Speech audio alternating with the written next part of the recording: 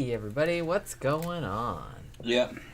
All right, so... Went out and saw this one at 10 o'clock last night. That was the only showing that it had at our theater. It was like at 9:55 p.m. We didn't get out of there till like midnight.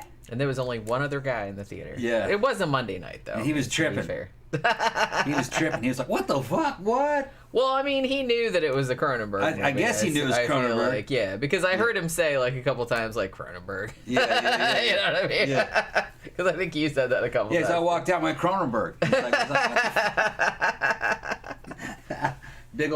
He's a big old dude with the fucking cane. Yeah. Yeah. He understood it. Okay, is the movie any good? I know some people are going, is it good? I'm waiting for it to stream, and yeah, it's good. I kind of it's kind of like a cross between Videodrome, Naked Lunch, and The Brood, kind of. Got a lot of existence in there. I didn't see that one, so I can't make that. Yeah. But it's one of his good ones. Some weird shit, man. He Cronenberg's the fuck out on several occasions through the whole movie. Yeah, pretty much. Yeah, they got a dude named Viggo. What's his name? Viggo Mortensen. Viggo Mortensen, and yeah, he's in a lot of stuff. He's probably best known for the Lord of the Rings movies, but he's been in like tons of shit too. He's an older guy. How old do you think he is? 60s? I have no idea. Yeah, he's in good shape though. Looking good. Fucking, and the women are loving on him in the damn movie and shit. And what he is he's a performance artist. He's like a Rembrandt, but what his skill is to grow these weird mutant fucking organs inside his body. And they got some kind of registry in the government. You got to go register these organs as they're born or something, and they got to be taken out of you. They don't let you grow them, I guess. And there's a whole club scene where you have these surgeries, and everybody's taking pictures and loving it while they're taking things out of your body. His assistant is played by the same woman who did 007's or James Bond's girlfriend, his wife. She's that cute chick. She's in it. And she busts him out, too. So you get to see her. In this culture, surgery is the new sex. Yeah, that's a line from the movie. So for them, it's like a sexual experience. It's like a live sex clubs, but it's surgery. It's being filmed in Greece somewhere. It didn't say Greece, but I recognize it as Greece. Yeah, it was Greece. It was Greece. It was Athens, actually. Athens, yeah. All these old buildings, all fucking dilapidated. Looks like a fucking Blade Runner in a way, but more kind of rural. So it looked really good. Turns out, not only is he this artist, he's also an undercover secret agent of the cops, and the cops are trying to keep track of all these people with these weird mutant organs that are being grown in them. There's another cult in there. It's like something out of The Brood. They're making plastic food, and people and some people can eat it and they can live. They love it, and other people eat it and it kills them. They got these weird beds that look like a damn half a walnut. You lay in it and it fucking rattles you and shakes you and shit. It kind of it looks biomechanical, and it's to and what it does is it helps you sleep better by anticipating your pain and discomfort. And then they got special chairs you sit in, look like bones that fucking contort you and shit while you're eating so you can digest normal food. It's fucking bizarre. Fucking bizarre. Most people have evolved in a way where they don't feel any pain. So these surgeries, they don't even require any anesthesia. They don't get infections anymore either, so they don't even have to clean shit. You can just like cut people open in an alley. Yeah. Well, like nobody gets sick from it. Yeah, and the cops are worried about these people that can eat plastic. I don't know why. They're just worried about them. There's more and more of them every day. Yeah, they're like a cell of, like, I guess you would sort of call them like eco-terrorists, but yeah. It's sort of like, well, now here's the thing. This is a movie I kind of want to see this one again because a bunch of secret shit was happening. I couldn't. It is very expository. Yeah. There's a lot of really disturbing images. I don't think it'll be disturbing for anybody that's familiar with David Cronenberg stuff because it's very Cronenbergian. Yeah, it's about like Videodrome kind of. Yeah, and I mean there's like some pretty fucked up shit in it. And I heard like when it premiered at Cannes, even though it got like a standing ovation from some people, like I heard like some people walked out and I was like, what the fuck were you even expecting? But okay.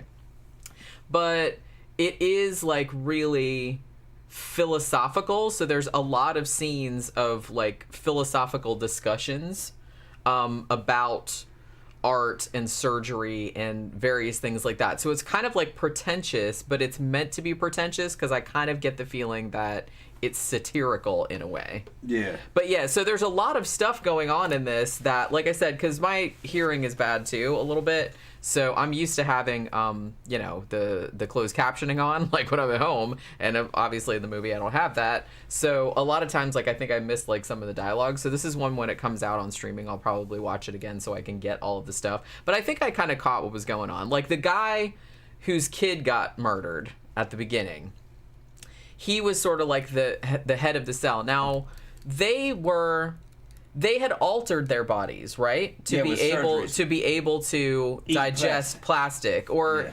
they could digest. It wasn't just plastic; it was any kind of like harmful, like man-made materials, like, you know, any kind of like radioactive sludge or anything like that. I think they could eat anything like that. Yeah. But the thing about it was that they had altered themselves in such a way that then there was like a kid born that was born like that naturally. Yeah, it's kind of like their Messiah. So yeah, so it was kind of like evolution was going in that way, and so there's like two different factions of like, you know, we should evolve in that direction and see what happens, or we shouldn't evolve in that direction. Because Viggo Mortensen's character, whose name is Saul Tenser, by the way, his whole thing is he's really good at growing all of these vestigial organs. But him and Caprice, his partner, they just take them out like as performance art. And then like, so it's kind of like a crisis when it's like, well, should he not take them out? Like, you know, should he leave them in there and like see where evolution goes and like all this other kind of stuff? They have this, it's not set. I mean, I guess it's supposedly the future, but they don't tell you when it is or where it is. It's just, it's very much its own. It's in its own universe. So. Like they don't really tell you like what happened, like why the world ended up like this, like how long it's taken, nothing like that. Yeah, and there's nothing futuristic in it. Everything's actually real retro. It's very like, I'm trying to like think of what the word, it's very, very mannered. It's very emotionally cold, but I get it, you know, it keeps you at arm's length. But I guess most of Cronenberg's movies kind of do that. It does have, when I was saying it reminded me a lot of Existenz, and Existenz came out in 1999, and that was actually like the last sci-fi body horror film that he did before he went more into like crime drama. But this reminded me of Existenz in a lot of ways because they have like this autopsy machine that they use like for the surgeries called a sark. And it's like this big like sarcophagus type thing. And looks like made out of bone. Yeah, like the controls of it is very much like the controls from the game in Existenz, where it's like this organic thing where you kind of like caress it and that makes it, and then it like lights up different colors and shit like that. It looks like a bug kind of. It's kind of reminded me of Naked Lunch, like, you know, remember the typewriter and everything, and he's like, you know, making love with the typewriter. The typewriter became an ass. Fucking, that was a weird. That book is weird too. That dude is fucking tripping balls. We should probably like review that one of these days because I haven't seen the movie adaptation in a long time. You haven't seen? Oh, you've seen it though before. I've seen it. It's just been a long time since I've seen it. Yeah, it's just you know, I don't want to fucking. You don't want to. The movie's new, so you don't really want to spoil everything about it. It's just it's good. It's good. I would say. You know, it's along the same lines as classic Cronenberg, The Brood and Videodrome, and give me a little bit of a Crash vibe too. I didn't see it, so I can't. But that was based on a novel though. Yeah. Like that was based on a J.G. Ballard novel. Just in the sense of there being like surgical stuff being like sex. You know what I mean? Like people getting off on being cut up. Yeah. So there was that kind of thing. It was Crash had a similar kind of thing. Which actually, now that I'm thinking about it, not even Cronenberg movies, that movie that came out last year called Titan, that French movie, was actually kind of like Crash as well. But like people that were sexually aroused by machines. They didn't have so much of that in this. This reminded me a lot of Existenz, but again, I haven't seen that in a long time either. Just the imagery reminded me of that. I will say that some of the stuff in here, I guess what made people walk out, because I heard that there was walkouts, like when this was at the Cannes Film Festival, like in the first 5 or 10 minutes. I'm guessing it was because of the kid. I'm guessing. The kid, probably, yeah. I'm guessing that's why people like walked out, and that actually, it's probably good they did because it gets like way more fucked up than that like later on. Yeah, it's soft. I guess. Yeah, it's soft. Either that or soft people. Either that or like, well, like I said, it's like it's Cronenberg. What the fuck are you expecting? Yeah, you're watching a Cronenberg movie. His whole thing is horror. Yeah. His whole thing is like, hey, let's cut open our stomach and put a zipper in it, and then like reach our tongue in there and like poke around in everyone's organs. And tattoo their organs while they're still inside. There's what, 2 generations, maybe 3 generations of people that didn't grow up with Cronenberg and Videodrome and The Brood, and they would be probably highly insulted by that. But that's just fuck you. You know what I mean? Fuck you. But the weird thing about it is that I kind of feel like maybe sometimes I think they kind of like hype that up, like, oh, people walked out because that'll make people go see it. Because honestly, a lot of people really seem to like it. They said it got a 6-minute standing ovation like at the end of it. So obviously most people. Yeah, there's awesome. Another thing is that by Cronenbergian standards, it's not unusual. It's more kind of like a return to what he was always doing. Yeah, a definite return to form. It's just like a return for that. And I wonder, because when I was saying earlier that it was like similar to Existenz, it's because he wrote this movie, or the first draft of it, way back in 2003, I think, which was only like 4 years after Existenz came out. So he was still kind of like thinking along those lines. Because Existenz, if you haven't seen it, is more like a virtual reality kind of game, but it's all like organic. They have like this plug that goes into the back of your spinal column, and it's all like, and the controller is like a fleshy thing that you rub on like to get it to do shit. So it's kind of like that. But he wrote it back in 2005. They were gonna make it, and then he was gonna come out in 2006. And then it just never got made, and he said fuck it, and he just like lost interest. But then like a couple of years back, he got back interested in it again, and then Viggo Mortensen came. And I was wondering, like when we were in the car on the way home, I said, I wonder, is he going back to body horror because now his son is making movies? I don't know. You know what I mean? I didn't really. I haven't like seen His son that does many good shit too. Yeah, I mean, if you haven't seen like Brandon Cronenberg has only made 2 movies. He made Antiviral and Possessor, obviously, but those are both like excellent. So I'm just kind of wondering. I need to get those. Yeah, I don't think you saw Antiviral. I did, but we saw Possessor. Yeah, I liked Possessor. I liked it a lot too. But they have like similar. Yeah. They have like a similar themes that they are like obsessed with. Cronenberg was, I liked Cronenberg because he'd always kind of come up with some kind of weird concept based on something that was really happening. Videodrome was about fucking manipulating and controlling people through screens, television screens. That this television screen is the mind's eye, or it's a way of interfacing into your brain and changing not only how you see reality, but changing your reality and then changing your physical body. That was the idea there. The Brood was kind of like that. How these self-help places, okay, could get you to exteriorize your emotions, okay? And he's kind of being, and it gets to the point where you're actually giving birth to your own fucking emotional children and shit to go out and kill people. You know what I mean?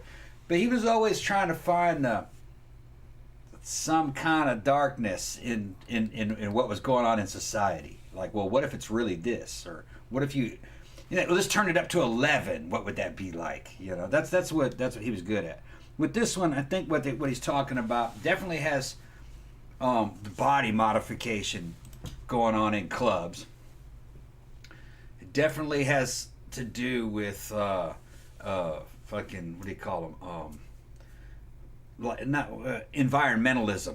They're so environmentalist that they're evolving to eat the garbage of society in order to kind of like pay for the sins of mankind.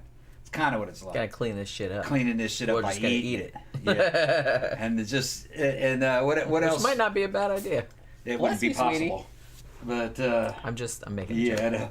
I know. It's just so they become toxic themselves, kind of deal, and thrive in it. He's just turning the shit up to 11, He's being, fucking critical, I guess would be a good way to put it. Which I like it. Yeah. Well, and he's also kind of, I don't know. The thing about David Cronenberg is that I think a lot of his films, like I said, are like satirical. Yeah. It's but his sense of humor is so dry. Yeah, it comes off as that horror. I think some people like maybe don't. Because this movie, for sure, there was like some funny shit in it. Like not funny haha, but dryly funny. Yeah. I mean, Kristen Stewart's character, how she was just constantly like, she seemed like she was just on the verge of like orgasming all the time, like the way she was talking and stuff. That was like, I thought that was like kind of hilarious. Yeah, the thing with that is, you know, the Vigo, his character, what was his name, Saul? Yeah, Saul Tensor. Yeah, I like how they had him dressed up. Okay, I have some of those types of outfits that he had with the fucking hoods and the fucking, you know, like we got from what you call it. Yeah, he looked kind of like. I got a couple of those. What is that? Assassin's Creed. Like something out of Assassin's like Ninja Creed or something. Yeah, so he's dressed like that, and he's like he's basically kind of like a fucking club superstar, almost like a rock star to these people who are into this weird fetish. Yeah, everybody knows who he is. They just know this guy, and it's just so. At the registry board, you know, they just see him as a fucking superstar, and it's an old guy and this young chick, and they both want to fucking screw him, basically. Both trying to secretly put moves on him. That's how much they love him.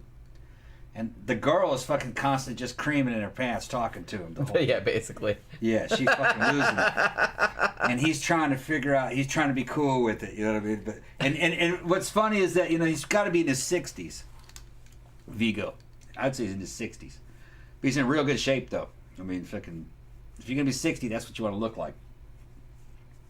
You'd probably really like Eastern Promises, actually. Yeah. He's in that, too. That's also David Cronenberg. So I guess he's the Mick Jagger. He's the Mick Jagger of surgery.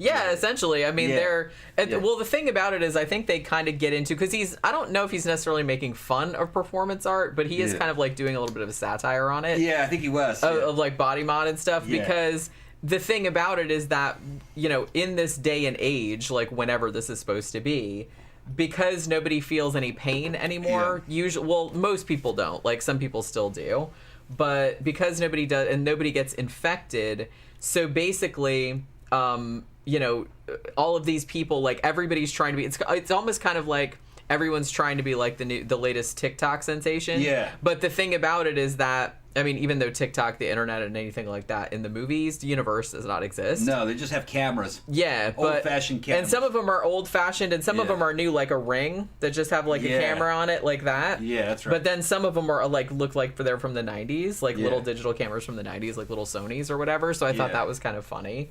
But so the thing about it is that Saul and Caprice, I guess they've been doing it longer, and he's the one that that is like super good at it, because all of them, they're just kind of like, well, they're cutting themselves up, you know, because they don't feel any pain and blah blah blah. But since he's amazing at growing all of these organs, which actually that one other character that told me, he's like, oh, you got anything new cooking in there? You know what I mean? Yeah. And he's like, well, I don't really have any control over it, but he keeps growing them, and it seems to be like speeding up. So obviously he's kind of like top of the heap, because he keeps growing all of these new organs that they can subsequently remove, which other performance artists, they don't have that angle. So they're like way good at it, and they've seemed to have been doing it for a longer time. But now you get like all these other, and you do get to see, like, I think they showed in the trailer, like that guy that had like his eyes and lips like sewn shut and had like ears all over him and stuff. So they show like a little bit of that, and they show like a little bit of like other kind of more standard, bless you, sweetie. He's over there sneezing. They show other kind of like more standard like body mod type stuff, like a woman that has like her face all cut up and everything like that. Like she gets that done. But he's the only one that actually, they have this autopsy machine, and they go in there like a remote control and they take all the organs out, and she actually like tattoos them while they're still in there, right? Yeah, I think they said that too. Yeah, Adriana, if that's your favorite ones, you'd probably like this one. Yeah, Gramthars said, which one is more whack, like weird, Dead Ringers or Crimes of the Future? Crimes of the Future. This one's weirder. Yeah. This one is more grotesque. I mean, Dead Ringers is probably, I don't know, I was going to say it's probably my favorite David Cronenberg, but all of them are, I mean, Videodrome and The Fly and everything like that. The Fly is not like a Cronenberg movie in the way that it's pretty coherent. It's like a big budget Hollywood movie. I mean, yeah, Spielberg, that's his most accessible. Yeah. Spielberg could have made that movie. This is definitely a Cronenberg movie. I mean, Adriana, if you haven't seen Brood, you need to see The Brood. I think The Brood might be my favorite Cronenberg movie. I mean, yeah, The Brood. I might like it better than Videodrome, even though I do like Videodrome. The Brood is really good. It's weird, yeah. I guess, well, Dead Ringers for me, I think it was because maybe, I don't know, I just have like a really soft spot for that one, and it's just kind of like, and that one is even, I mean, it's weird, but it's not like one of his weirder ones. This one's way weirder and like way more grotesque than, as far as like the imagery goes. Yeah. You know, Dead Ringers was more psychological. Like, it had some kind of disturbing images and stuff in it as far as body horror, but it was more psychological. He did Scanners too, didn't he? He did, yeah. I liked Scanners also. I don't have Scanners. See, they're all good. I need to get Scanners. They're all good. Yeah. And, you know, even his earlier ones like Shivers and all that kind of stuff. But, yeah, I mean, this one, if you like Cronenberg, I don't see why you wouldn't like this one. It is it's very slow. It's very expository, like I said. So there's a lot of dialogue heavy scenes, and a lot of the dialogue is kind of like very elevated and like pretentious, but it's like that on purpose, I guess. You're not sure you know exactly what they're talking about. Right. And they're using double meanings and stuff. Yeah. But it does have like a really lot of fucked up imagery in it. Yeah. So if that's what you're looking for, it definitely is like a return to form. I can't believe, like, David Cronenberg is almost 80. Yeah. He's almost 80. Says, does anybody else find it kind of weird that Brandon basically cribbed his dad's style for his own movies? I don't think that's very unusual, though, because it wouldn't surprise me if his dad might have had something to do with him making those movies. He might have helped him on it. But I think his movies were good. Yeah. And you would go see a Cronenberg movie to see that kind of movie. So I think that's probably the right angle to take. You know, like if there was a Spielberg Jr. making movies, he would be doing it like in his dad's style. I mean, and the thing about it is that how much of it is just like, oh, cribbing his dad's style, or, you know, that's genetically, that's your dad, and he was around all the time, so you were influenced by him as well. Right. So it's like, I don't know if it's necessarily, maybe they're just like interested in the same shit. Yeah. And that's why. I mean, you know. Yeah. It could just be that. The movie I saw that he did, I liked it.